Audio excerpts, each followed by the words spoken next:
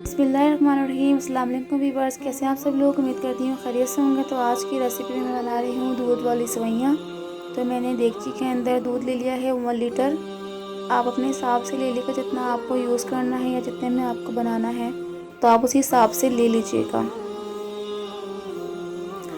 तो मैंने 1 लीटर दूध ले लिया है और इसे मिक्स कर लेंगे, यहीं चमचा चला लेंगे इसमें, यानी इसे बॉईल कर लेंगे हम।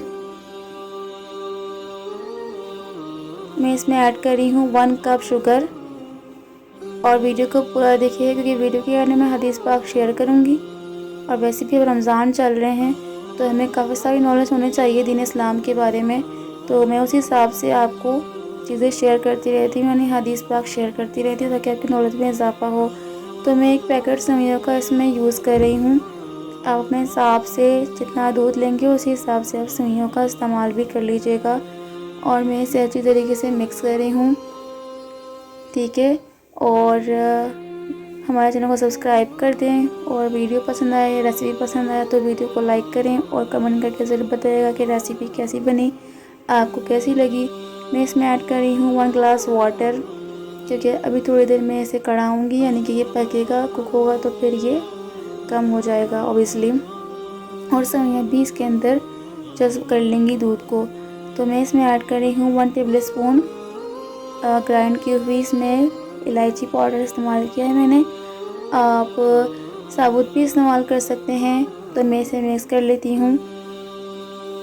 और रमज़ान शरीफ चल रहे हैं तो ऐसी रेसिपी मेरे पास और आती रहेंगी आपके लिए। तो इंशाल्लाह ताला आप देखते रहिए, और साथ में आपकी दुआएं हमारे साथ में हैं, और हमारे लिए भी दुआ करते रहिएगा रमज़ान में, मत भूलिएगा। और जी देखिए, दूध जो है ना कम हो चुका है सेवइयों के अंदर, क्योंकि ज़ाहिर सी बात है दूध सेवइयाँ मिक्स हो चुकी हैं, तो दूध जो है ना इसके अंदर मिक्स हो चुका है। ये देखें, ये बिल्कुल गाढ़ी गाढ़ी हो गई है।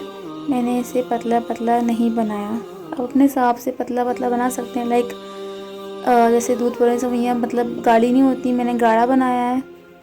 आप चाहें तो आप इसे पतला पतला भी बना सकते हैं, लिक्विडली।